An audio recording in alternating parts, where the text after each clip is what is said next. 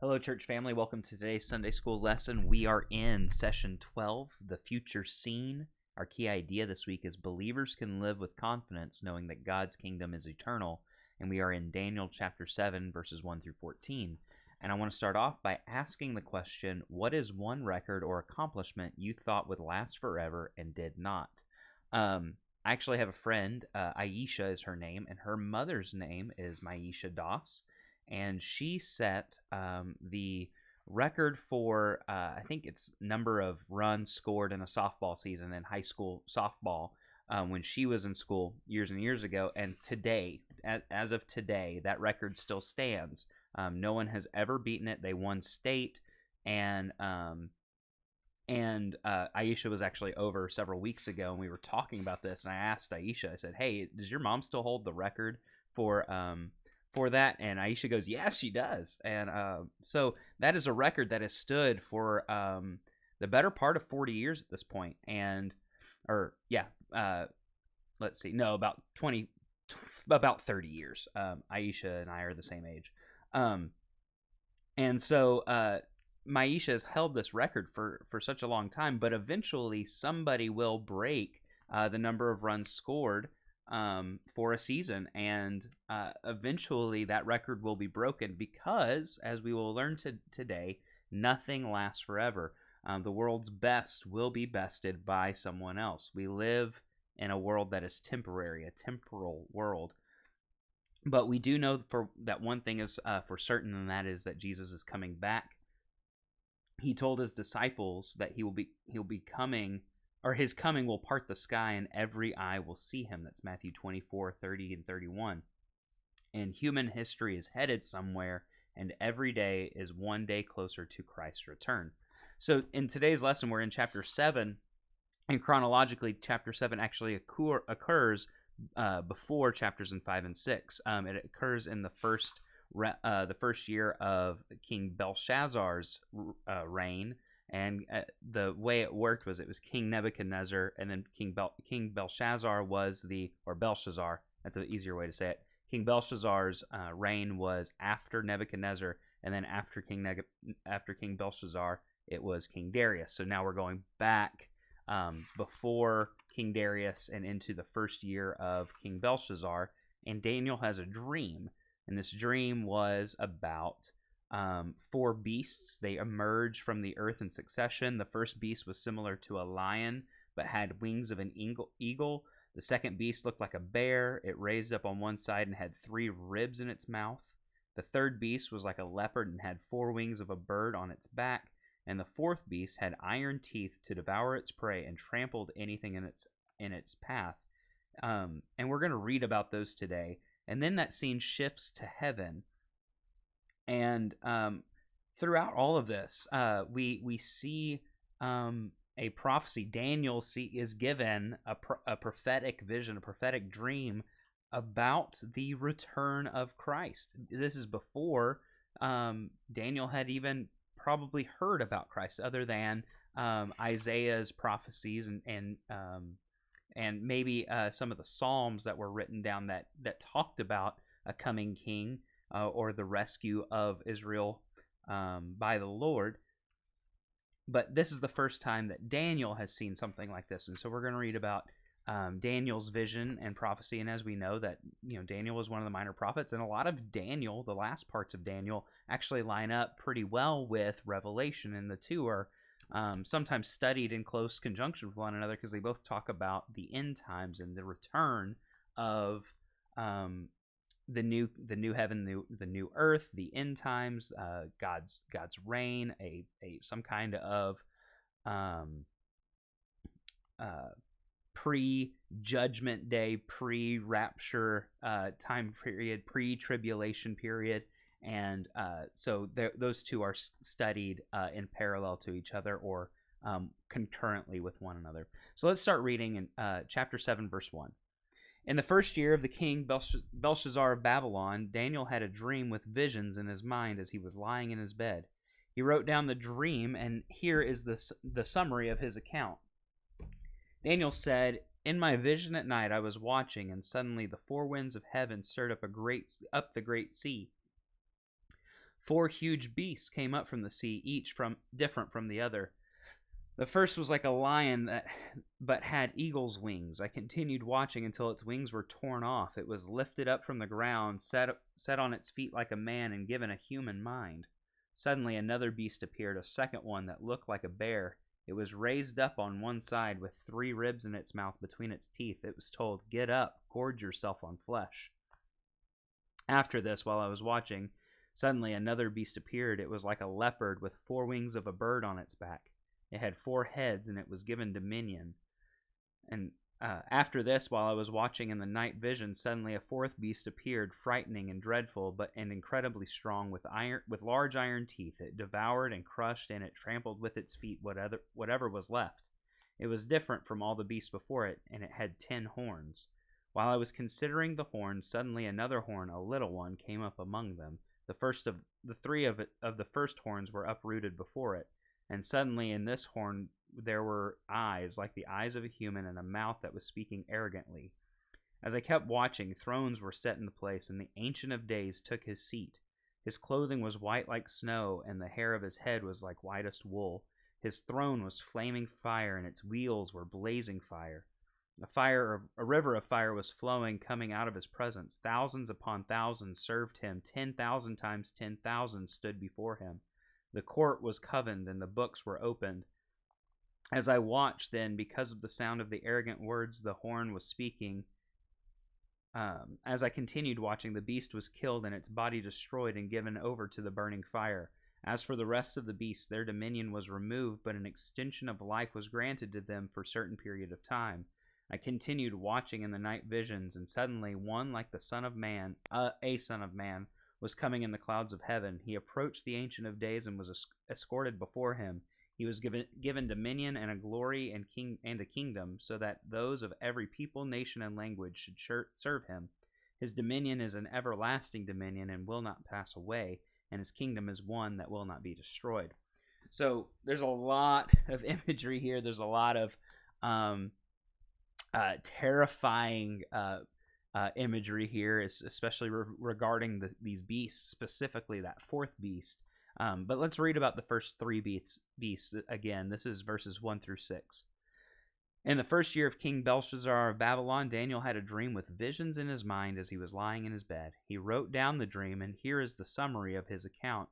Daniel said, "In my vision at night I was watching, and suddenly the 4 winds of heaven stirred up the great sea. 4 huge beasts came up from the sea, each different from the other. The first was like a lion, but had eagle's wings. I continued watching until its wings were torn off. It was lifted up from the ground, set on its feet like a man, and given a human mind.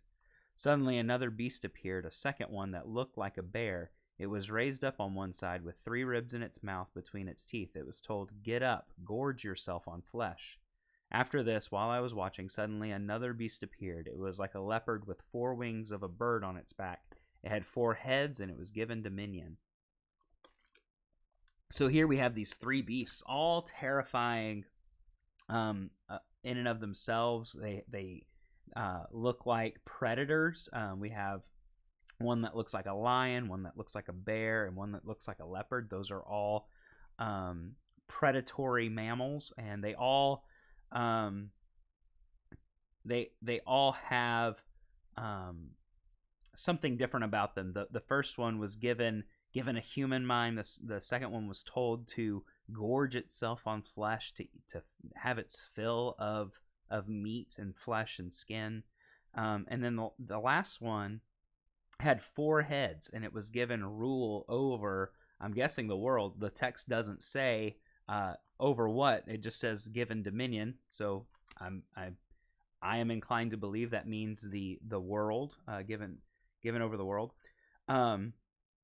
So those 4 huge beasts, the traditional interpretation of them are the 4 kingdoms of Babylon, Medo-Persia, Greece, and Rome. And this is again a summary. This isn't apparently the entire dream, but it is a summary. And so that we may be missing details that Daniel originally had, but what we do have is what is important, and the gist of what his dream was about is here, and so we can trust in that. So why do people place their hope in rulers and kingdoms for their security? And what makes placing one's trust in a ruler or leader so appealing? And for me, putting trust in someone else means that if I don't have to worry about some things, that somebody else is in control, and when someone else is in control, it means that I'm not, and that's typically a good thing, depending on what it is. It's a good thing for me not to have the final say, because I often make poor choices, and so in a lot of areas in my life, I am much better off giving control and leadership to someone else and not taking that for myself. And the same goes for our country. We want to make good decisions for who we elect to be our leaders, and who we choose to lead for us. And we want to do that because we want to have somebody there who will stand up for our beliefs. That's why we vote for the presidents that we vote for, and don't vote for the presidents we don't vote for. That's why we do put our trust in people, is because we trust them to lead in a way that is good for us and good for the nation, or good for whatever organization it is. If it's a small club, or our local governing body of our city or our county, or even in Baptist churches, we vote on staff members and ministerial staff. Me, Brother Ronnie, Brother Richard, we're all voted on by the church body, because the church body chose to have us as leadership staff, as ministerial staff, and so it's because the church is putting trust in us to lead the church the way God leads us, and the church entrusts us to do that, because that's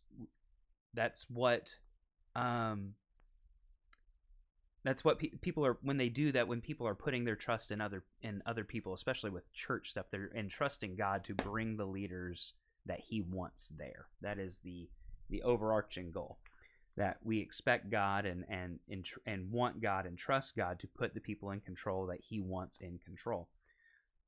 So let's now read about the fourth beast. This is verse 7. After this, while I was watching in the night visions, suddenly a fourth beast appeared, frightening and dreadful and incredibly strong, with large iron teeth. It devoured and crushed, and it trampled with its feet whatever was left. So after it destroyed and devoured, then it trampled with its feet. It was different from all the other beasts before it, and it had 10 horns. While I was considering the horns, suddenly another horn, a little one, came up among them, and 3 of the first horns were uprooted before it. And suddenly in this horn there were eyes like the eyes of a human, and a mouth speaking arrogantly. So how did the characteristics of the fourth beast combine to create greater fear, and what made it more dangerous? I think that the fact that it was not just, it wasn't given anything, it just took it. It appeared, and it began to devour and crush and trample whatever it could.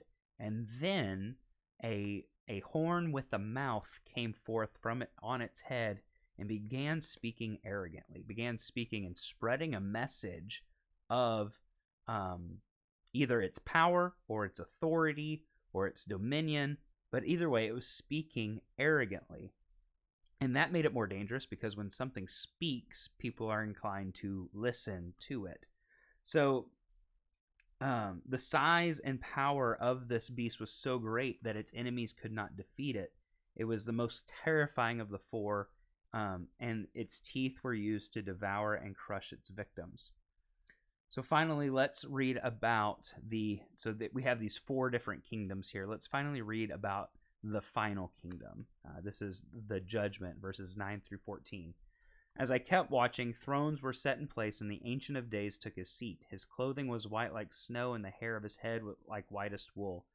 His throne was flaming fire, its wheels were blazing fire. A river of fire was flowing, coming out from his presence. Thousands upon thousands served him. 10,000 times 10,000 stood before him. The court was convened, and the books were opened. I watched then, because of the sound of the arrogant words the horn was speaking.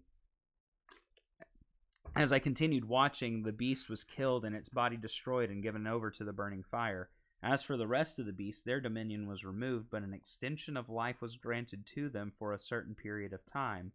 As I continued watching in the night visions, and suddenly one like a son of man was coming with the clouds from heaven. He approached the Ancient of Days and was escorted before him. He was given dominion and glory and a kingdom, so that those of every people, nation, and language should serve him. His dominion is an everlasting dominion that will not pass away, and his kingdom is one that will not be destroyed. So how does this last part of the dream shared by Daniel give hope for eternity? Well, here we have a picture of the books. The book of life is what that's referring to, that we see in Revelation. The books were opened to see if any of those four beasts, those four kingdoms, were found in it. And then the beast, the fourth beast, was killed and its body destroyed and given over to a burning fire. So it was killed and then its body was burned. It was utterly destroyed. And then the rest of the beasts, they had an opportunity to be saved. They didn't have an opportunity to rule anymore. God took away their dominion and their kingdoms, but he allowed them to live. And then finally, we see that the Son of Man comes, and this has been used, this imagery, the Son of Man verbiage, has been used for the person of Ezekiel. God refers to Ezekiel as Son of Man, but here it is absolutely explicitly referring to the Lord Jesus. So how does this dream shared by Daniel give hope for eternity? God's going to conquer his enemies. He's going to conquer Satan. He's going to conquer evil kingdoms and dominions, and he's going to rule for eternity afterward. And then it says here that Jesus was given and dominion and glory and a kingdom, so that those of every people, nation, and language should serve him. His dominion is an everlasting dominion that will not pass away, and his kingdom is one that will not be destroyed. That's verse 14. So this is what our hope is in, brothers and sisters, is that Jesus is coming back. Jesus is going to rule forever, and Jesus is going to be victorious over the beast, and even the one that is dead set on destroying the world, and that is Satan. Thank you so much for being with us for this lesson. I hope to see you soon for worship, and I'll see you then. Bye-bye.